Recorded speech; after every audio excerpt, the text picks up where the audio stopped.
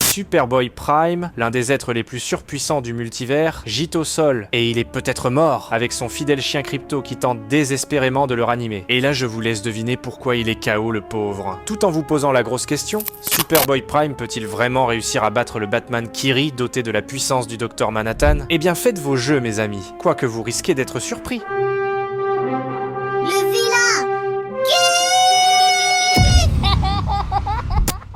Bonjour à tous et bienvenue dans la tanière du vilain geek. Aujourd'hui, on plonge dans une histoire secrète de l'événement Death Metal. Un récit qui, je vous le dis direct, m'a complètement pris par surprise. Et même après l'avoir lu, j'ai encore du mal à y croire. On va décortiquer le voyage émotionnel de Superboy Prime et notre récit commence par un flashback.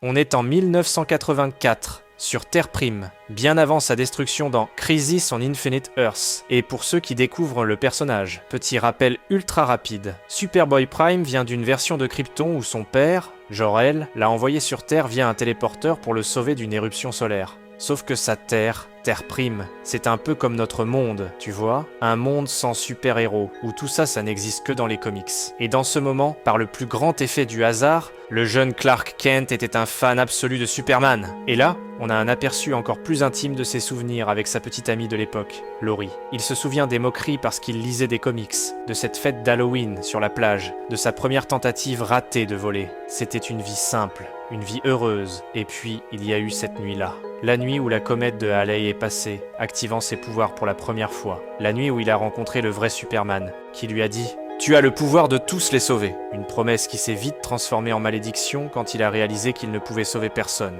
et surtout pas son propre monde. Et maintenant, mettons en place son adversaire, le Darkest Knight. Et attention, ce n'est plus le Batman Kiri, c'est le résultat de la transplantation de son cerveau dans le corps d'un Bruce Wayne qui a réussi l'impensable.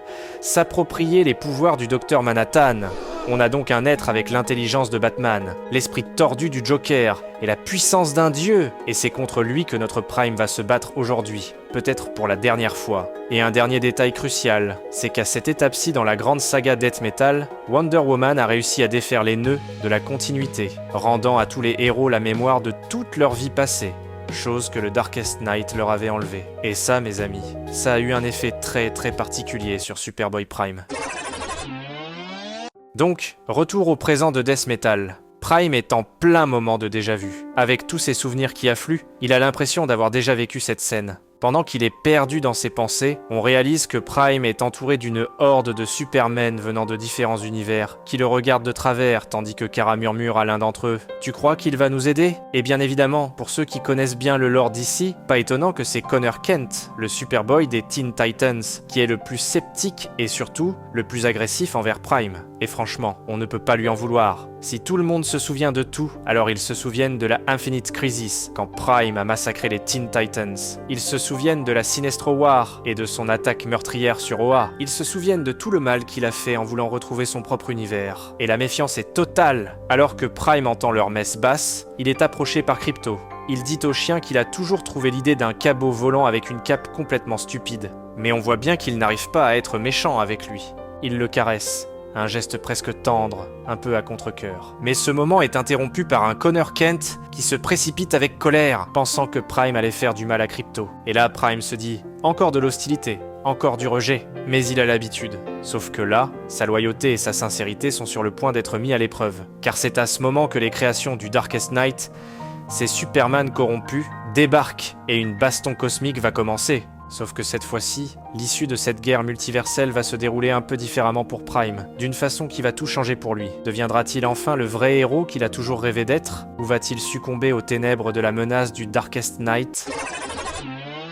Et les amis, juste avant de découvrir comment un Superboy Prime, hanté par tous ses souvenirs, va tenter de vaincre le plus grand vilain du multivers, j'aimerais dire un grand merci à tous ceux qui encouragent la chaîne en s'abonnant ou en appuyant le petit pouce bleu. Ça fait une énorme différence.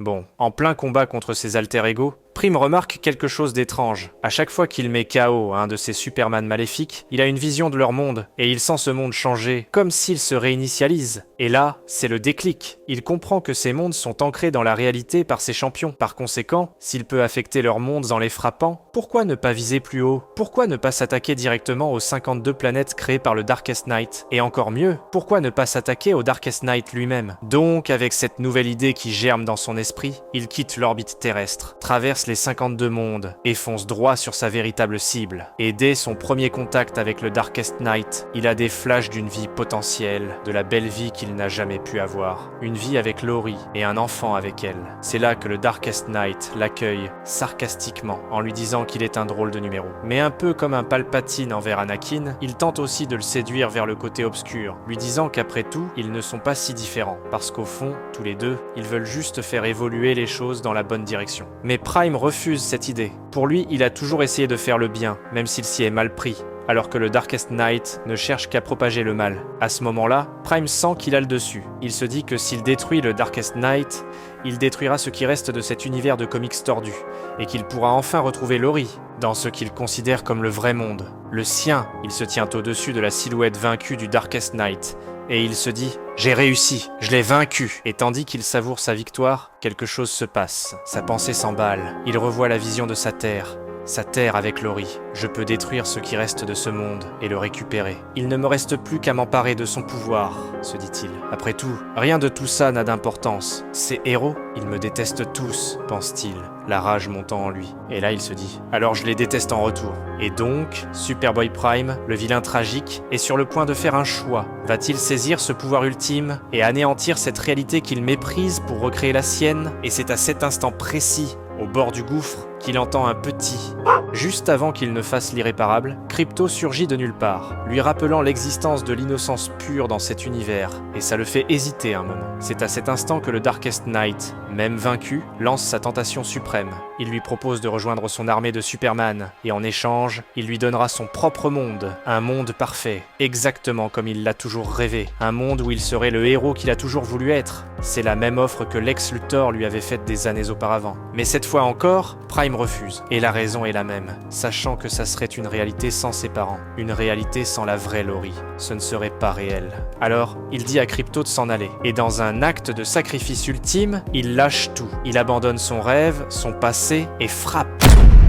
C'est un coup de poing de la réalité elle-même. Une explosion gigantesque, mais ce déversement d'énergie n'est pas sans un prix, et Superboy Prime tombe, tandis que les 52 mondes du Darkest Knight s'évanouissent dans le ciel, grâce à son sacrifice ultime. Et subitement, Clark Kent se réveille, dans sa chambre, en train de lire Death Metal, l'histoire même dont il venait de sortir, en tant que héros. Et là, Laurie entre, et il est sous le choc. Il lui dit que ce n'est pas possible, mais elle lui répond simplement « Oh, désolé, je sais que tu aimes lire tes comics le mercredi. Ou c'est le mardi maintenant qu'ils sortent ?» En plus de ça, il découvre qu'il a un chien qui ressemble comme 2 gouttes d'eau à Krypto. Est-ce possible? Est-il vraiment de retour chez lui? De retour enfin à une vie normale. Une vie sans le fardeau de tous ses pouvoirs. Et alors qu'il se promène avec Laurie, un gamin court dans la rue après son ballon, juste devant une voiture. Prime n'hésite pas une seconde. Il sait qu'il n'a plus de pouvoir, mais il se jette pour sauver l'enfant, prêt à sacrifier sa propre vie. Et c'est là qu'il attrape la voiture. Une voiture verte, comme sur la couverture d'Action Comics numéro 1, la fin de Superboy Prime tel qu'on le connaissait, et pour ceux qui s'intéressent à la suite, c'est aussi le début d'une toute nouvelle histoire.